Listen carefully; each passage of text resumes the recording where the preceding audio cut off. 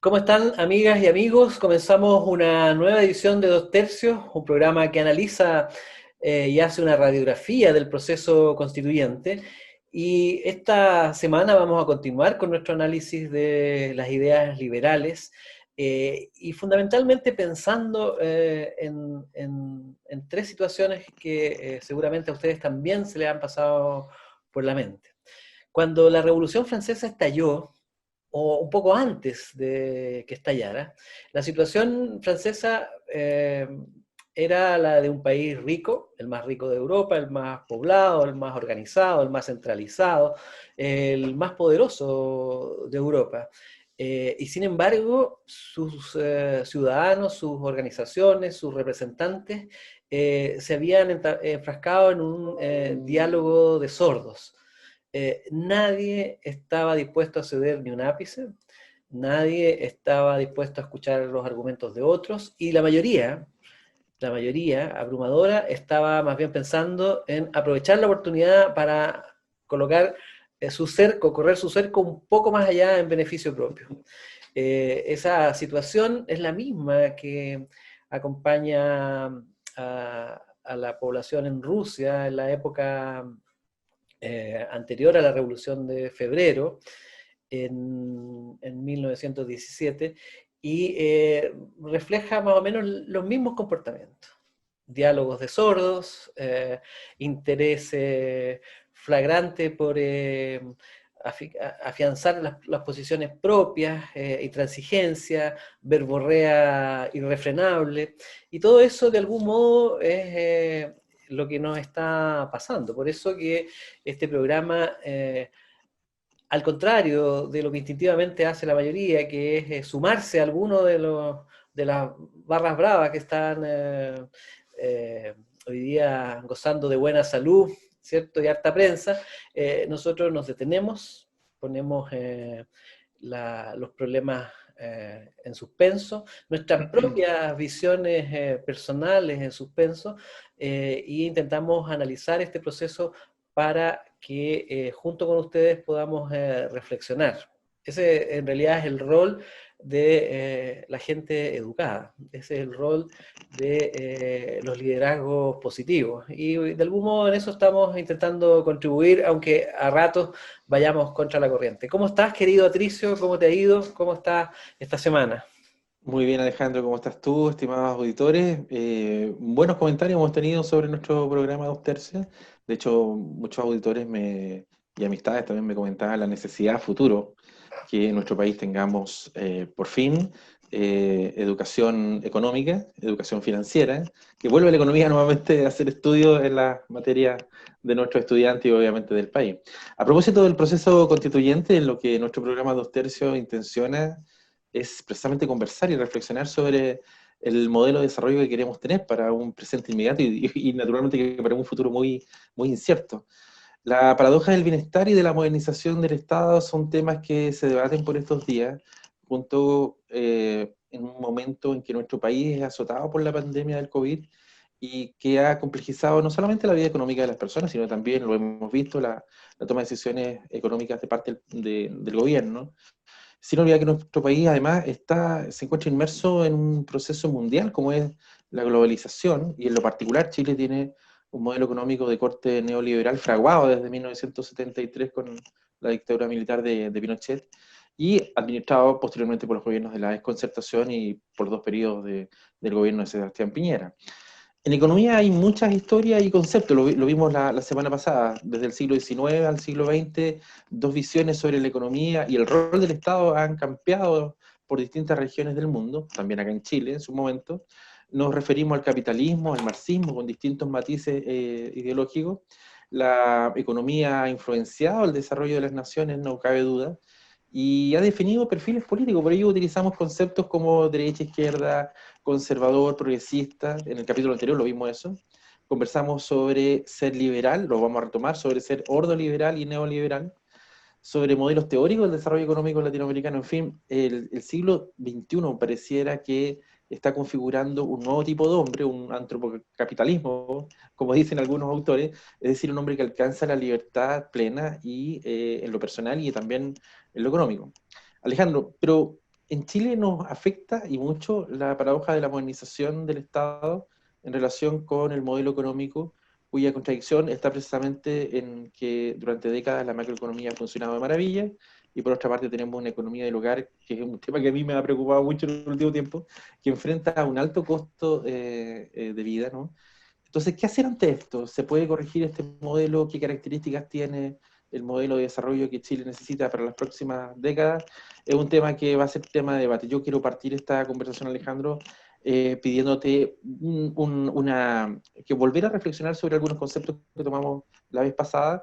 Me quiero referir a los gordos liberales. Eh, los gordos liberales surgen en la Alemania postguerra mundial, la Segunda Guerra Mundial, pero en realidad se identifican con un concepto que tal vez nos suena más del punto de vista de la conversación económica. Se trata de la economía social de mercado. Y se les llama ordoliberales porque obviamente su modelo está en torno a la idea del concepto del orden, un orden político, jurídico, un orden económico, un orden social. Entonces, la pregunta es, ¿por qué Chile no adoptó en su momento de crisis, en la década del 70, un modelo como este de desarrollo, y sigue algo ligado más al liberalismo y al neoliberalismo? Eh, Dejo tu comentario, Alejandro. Bueno, la respuesta puede ser simple al comienzo, pero requiere un análisis posterior. Eh, Somos desordenados, idiosincráticamente somos desordenados. Eso de algún modo implica asumir parte de nuestra matriz cultural latinoamericana. Y para que se entienda bien, no somos desordenados necesariamente en nuestras conductas individuales, sino más bien tiene que ver con esa tendencia latinoamericana hacia el caudillismo, ¿no? Eh, la, Ser ordenado en el sentido liberal o ordoliberal o de la economía social de mercado significa renunciar a la tentación del caudillo. Entonces, el caudillo, el jefe de la tribu, el jefe del lote, el jefe de la pandilla, es una tradición muy fuerte en Latinoamérica, pero no solo en Latinoamérica, en el mundo también, y tiene una carga atávica mucho más tardía, es decir, o más bien temprana. Se trata de prácticamente 10.000 años de historia bajo el esquema del caudillismo, o sea, lo tenemos prácticamente en los genes. Lo que no está en los genes, porque no van más de 10 generaciones, tiene que ver con la democracia. Y por lo tanto el orden que plantea el ordoliberalismo. Y en ese sentido, claro, las tradiciones latinoamericanas son mucho más caudillistas, son de corte imperialista. Recuerden ustedes que Bolívar, entre otros líderes caudillos, grandes caudillos latinoamericanos, lo que quería era construir un imperio. Esa idea de la unidad latinoamericana y suena tan bonita en términos de todos juntos como hermanos, la verdad es que es un gran Estado que le haga el contrapeso a imperios como por ejemplo eh, el inglés. Ese era el sueño. Entonces, bueno, con el tiempo se ha suavizado y se ha hermoseado. No olviden que los mexicanos también trataron de construir su versión imperial, los brasileños también. Entonces, de algún modo, el modelo de caudillo nos sigue persiguiendo hoy día hasta en las alcaldías. Vamos a hablar en algún programa más adelante de la política a nivel doméstico, a nivel comunal, pero lo que se ha acentuado en Chile en los niveles comunales de diputaciones son los caudillos. Basta ver el norte de Chile para darse cuenta que es una plaga que de algún modo amenaza la democracia. Y es una amenaza permanente, aunque esté disfrazada y arropada con todos los atributos de la democracia. Entonces, ser ordenado es de algún modo ser demócrata. Digo, porque entre comillas, porque vamos a definir qué es ser demócrata ordenado. Y ser desordenado es disfrazarse de demócrata y agarrar una posición, un puesto, un cargo, y en este caso un cargo importante de liderazgo nacional, y comportarse como un caudillo de 7 suelas. Yo quiero plantearte una interrogante, dos interrogantes en realidad que pueden ser controversiales, pero yo creo importantes Aquí y importante que también todo es tratable. todo es tratable y también para nuestros auditores un tema novedoso. La primera es una pregunta, pero te la voy a fundamentar. En realidad son dos preguntas. La primera tiene que ver si es que la libertad económica es la base del resto de las otras libertades, en la mirada moderna. Y lo segundo que también quiero preguntarte, que va unido, es si efectivamente el gobierno militar de Pinochet fue una dictadura militar, perdón, una dictadura liberal. Y yo te lo fundamento de la siguiente manera, porque en la década entre 1970 y 1990, el 73 al 90 en realidad, en Chile existió una amplísima y extendida libertad de carácter económico. Hubo libertad, por lo menos en el gobierno de la dictadura militar, no hubo libertad de conciencia, ni de pensamiento, ni de expresión, tampoco de reunión ni de asociación, pero solamente tuvimos libertad para emprender acciones de libertad económica.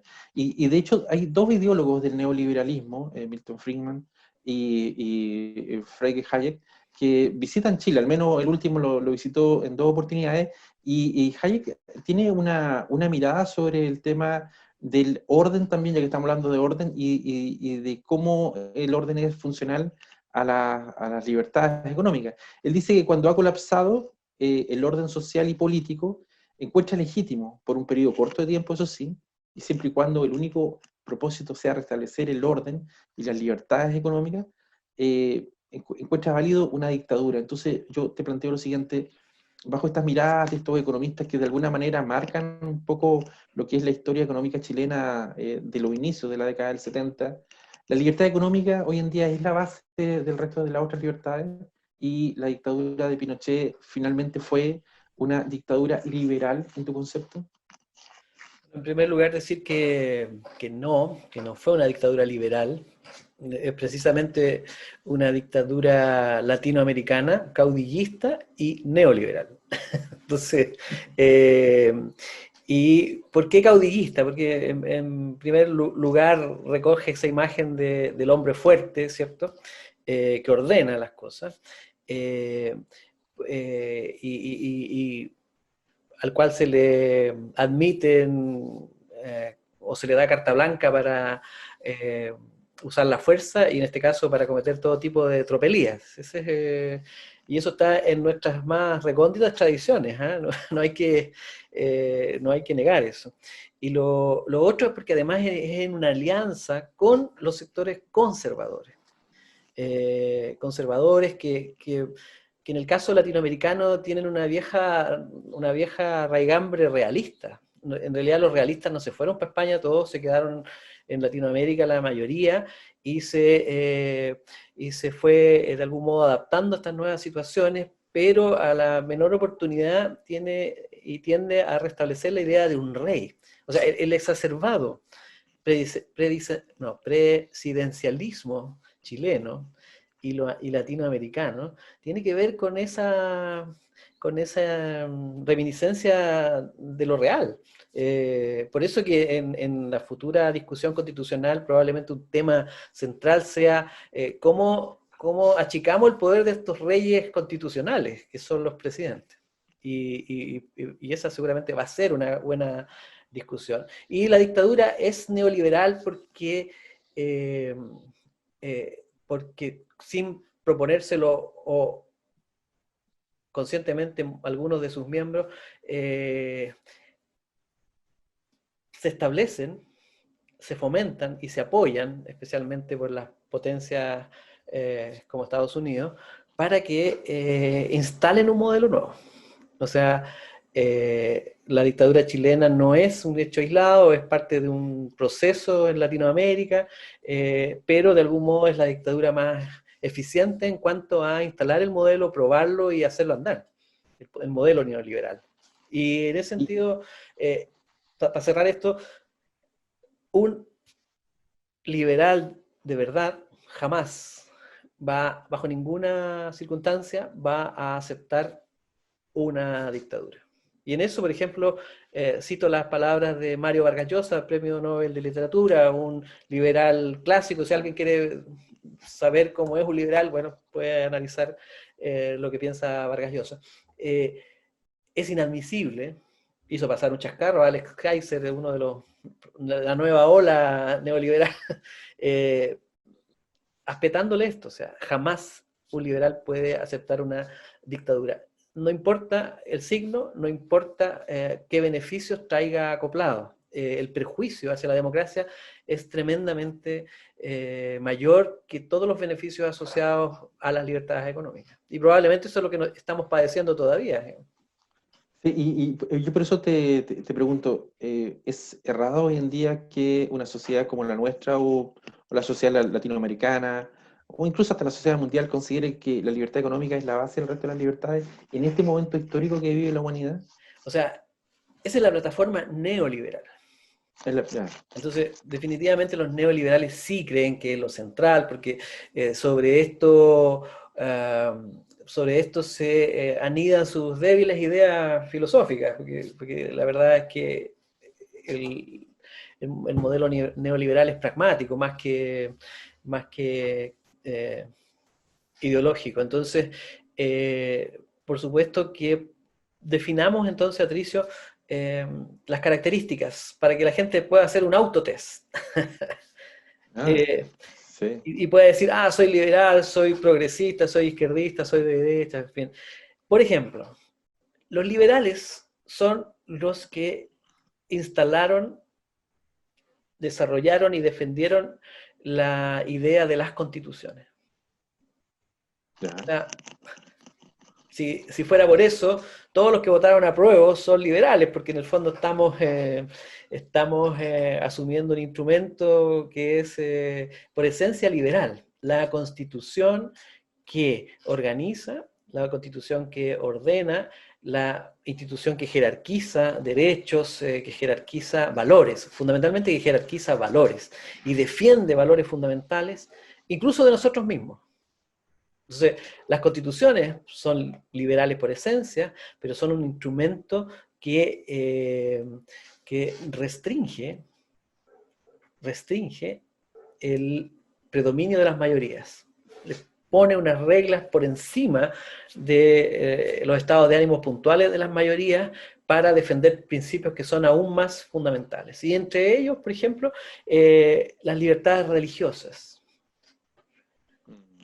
Un liberal siempre va a defender las libertades religiosas. Y por lo tanto, todos aquellos que de algún modo son confesionales, en términos que tienen un domicilio religioso y están más bien dispuestos a defender su camiseta religiosa, eh, no son necesariamente buenos candidatos para ser liberales. Normalmente son candidatos para ser conservadores.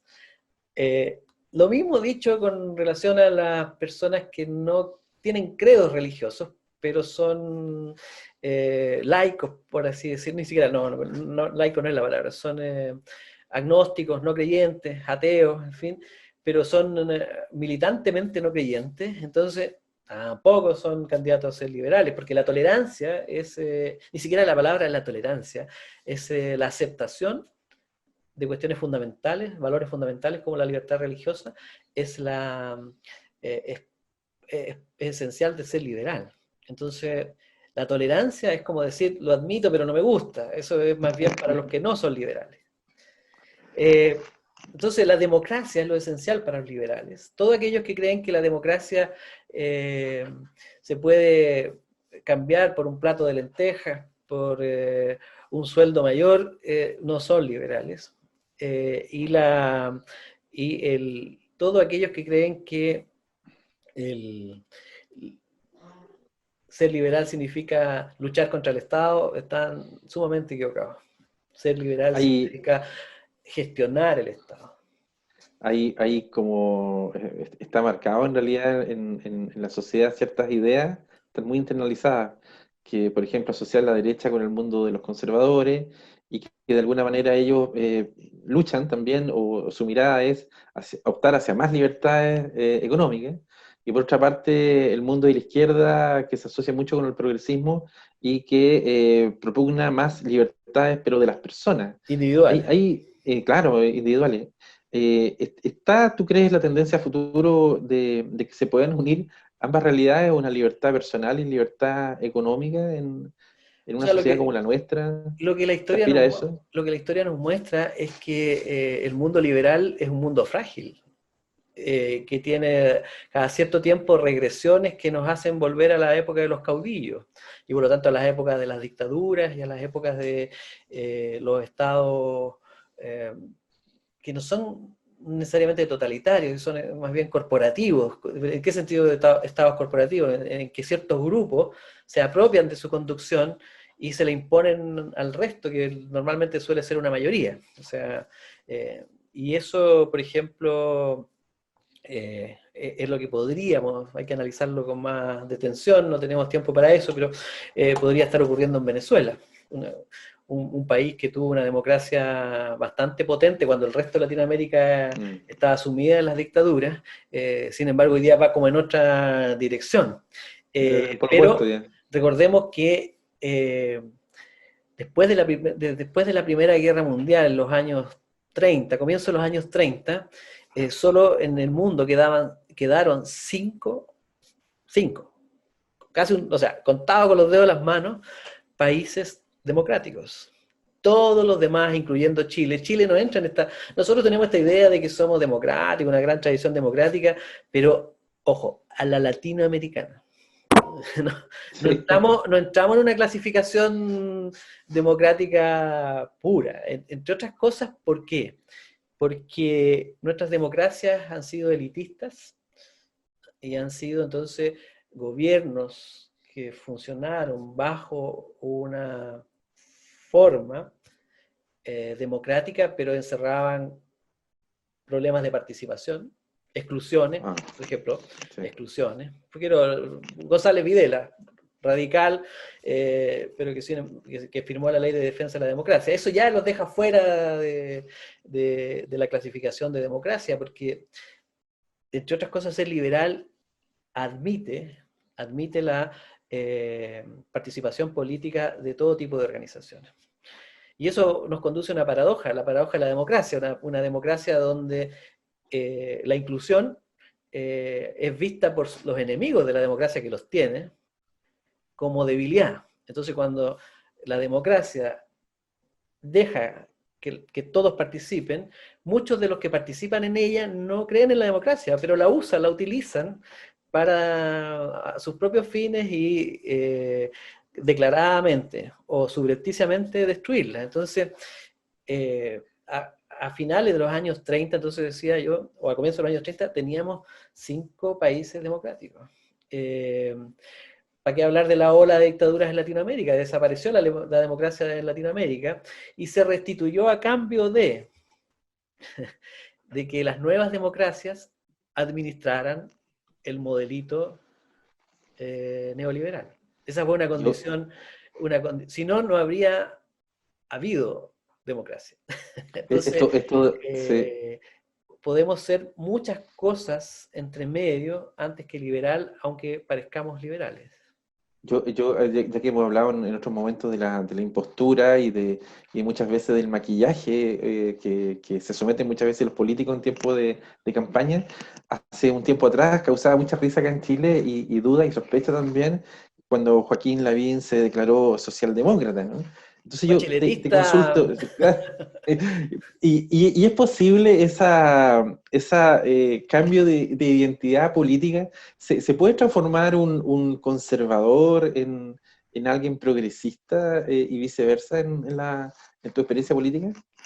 Se pueden transformar en cualquier cosa, o nos podemos transformar en cualquier cosa. Entonces, ¿qué es lo que, sobre todo en esta época en que los grandes relatos y de algún modo esta definición de no solo ser, sino que parecer, era muy fuerte?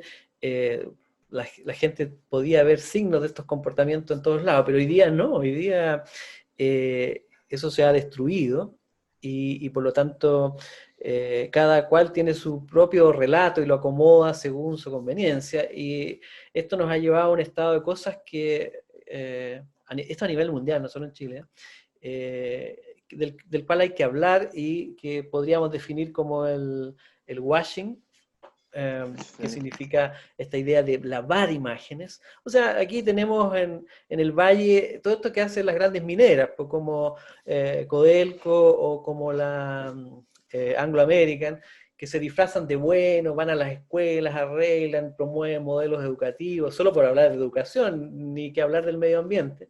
Pero eso es solo para lavar su imagen.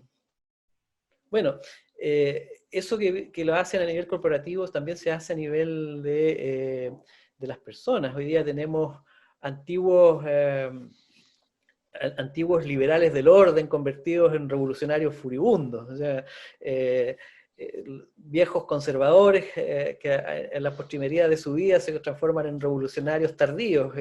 Todo eso está ocurriendo a cada rato y sin duda lo que muestra es que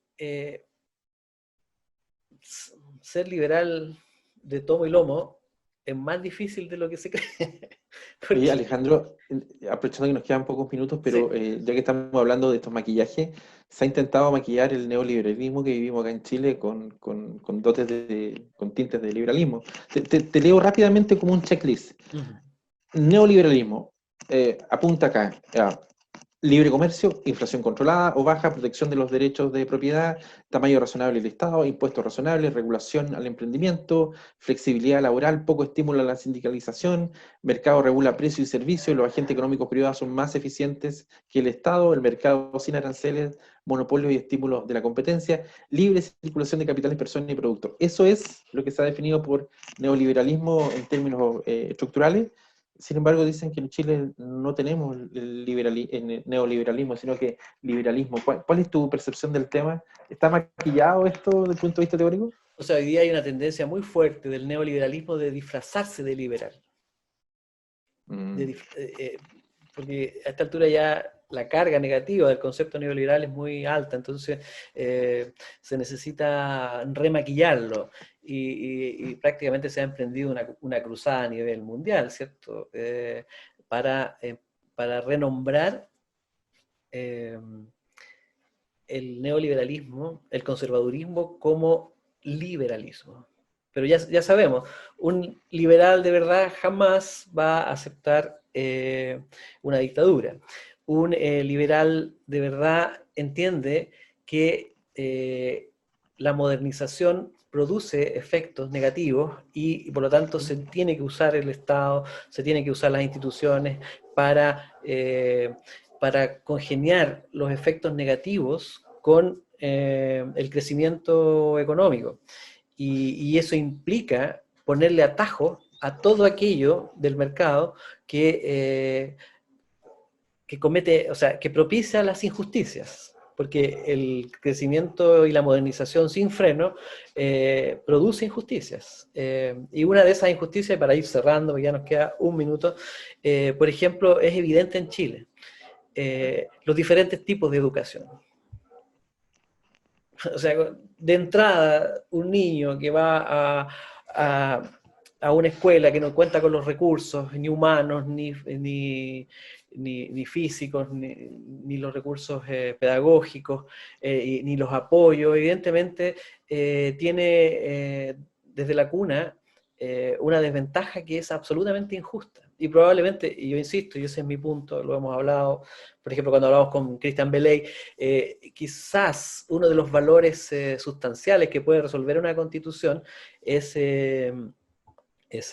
asegurarse de que los niños y las niñas y los ciudadanos que van a nacer desde un comienzo tengan las mismas posibilidades, porque esa es la manera en que se puede corregir las injusticias económicas que el sistema va a seguir provocando.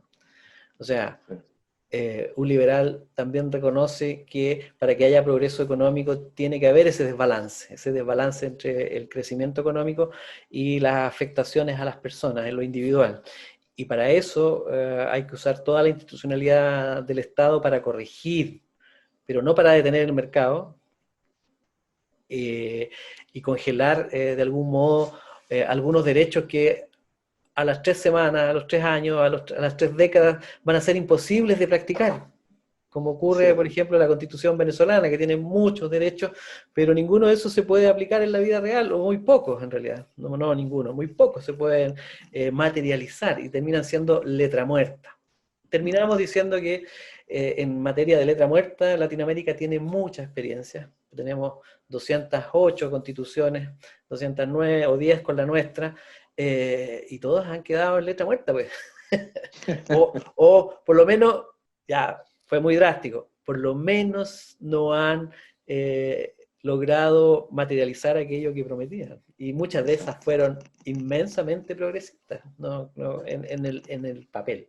Así que, estimado Patricio, ser liberal es una actitud frente a la democracia difícil de sostener, sobre todo en estos tiempos. Así que todo lo que se disfrace de neoliberal es demasiado sospechoso como para admitirlo de buena a primera. Nos vamos. Nos vamos. Que Hasta el estén muy bien, que próximo tengan una programa. muy buena semana. La próxima semana terminamos de analizar esto de las ideas liberales y su relación con el conservadurismo. Que estén muy bien, que Chao, tengan Alejandro. una buena semana. Nos vemos. Así es.